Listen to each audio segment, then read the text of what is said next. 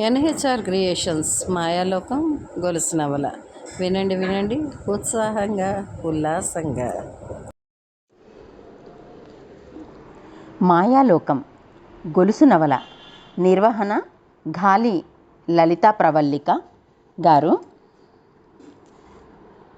44వ భాగం. రచయిత్రి నామని సుజనాదేవి.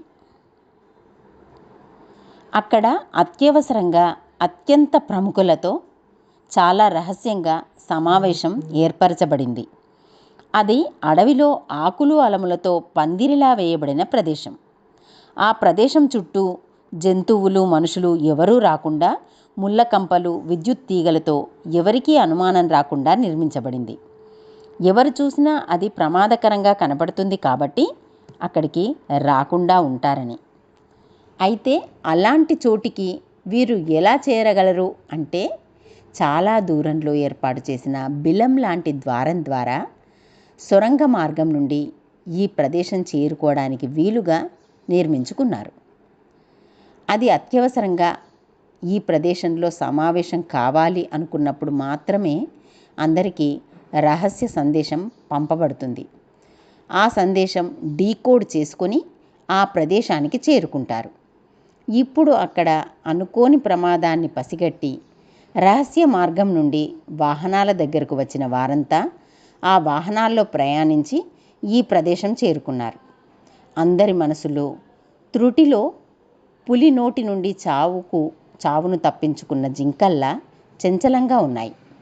శత్రు దుర్భేద్యమైన రక్షణకు అత్యంత అనుకూలమైన ప్రదేశమని ఏ పోలీస్ అధికారి కానీ మానవ మాతృడు కానీ కనిపెట్టలేరు అనుకుని నిర్భీతిగా వరుసగా సఫలీకృతం అవుతున్న విజయ పరంపరల నేపథ్యంలో ఎంత ఆనందంగా భవిష్యత్తు కార్యాచరణకై సమావేశమయ్యారో ఆ భావన ఇప్పుడు సమూలంగా నాశనం కాగా విజయం తథ్యమని విర్రవీగిన దుర్యోధనుడు ఘోర పరాభవం పాలైనప్పుడు పొందిన బాధ నిర్వేదం అందరి మనసులను అతలాకుతలం చేస్తున్నాయి. నిజంగా క్షణంలో ఎంత గండ నుండి బయటపడ్డాం.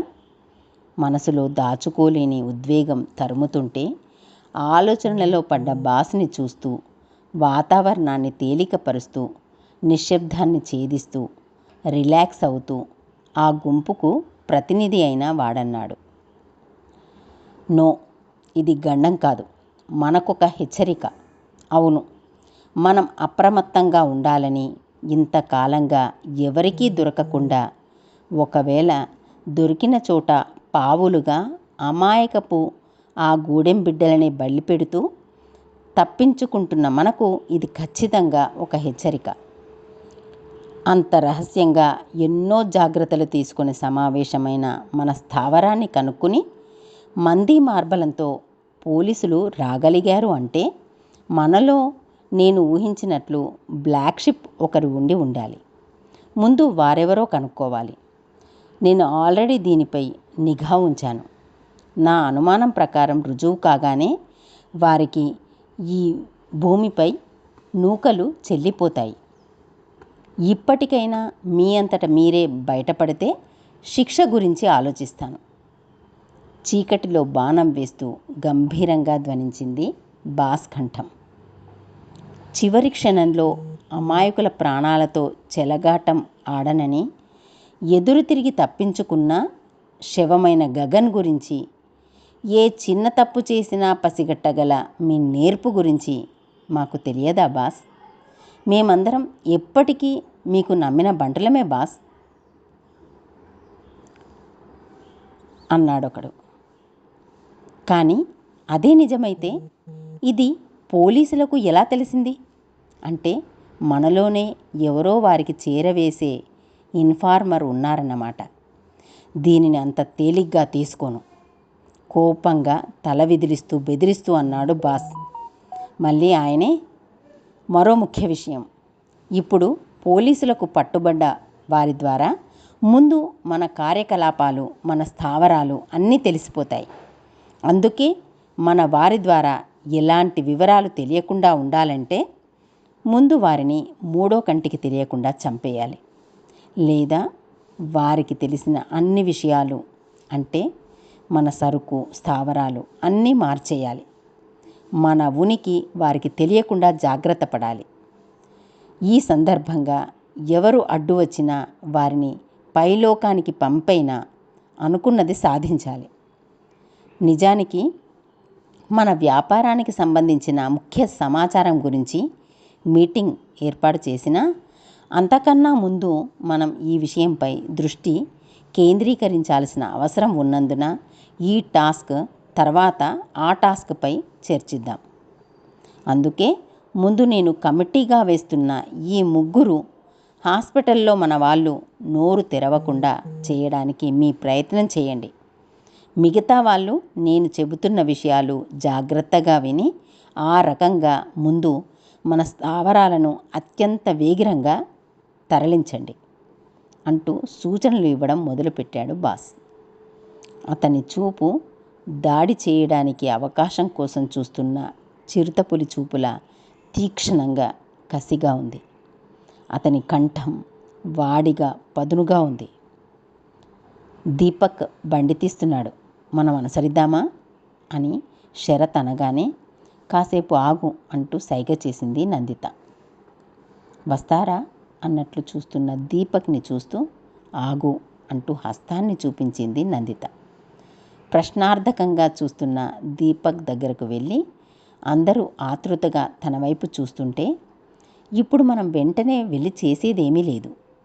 ఎక్కడో కాలేజీలో ఉండాల్సిన కనకాచారి ఇక్కడ మనకు సెల్లో మాట్లాడుతూ కనిపించాడు కదా, అతన్ని అనుసరిస్తే మనకేమైనా విషయాలు తెలుస్తాయేమోనని నాకు అనిపిస్తుంది. ఎందుకంటే ఇలాంటి ప్రదేశంలోకి సామాన్యంగా ఎవరూ రారు. మనలా ఏదో శోధించాలని వచ్చేవారు తప్ప. అలాంటి వారు సామాన్యంగా ఉండరు. అలాంటిది ఇక్కడ అతనికి ఏంటి పని?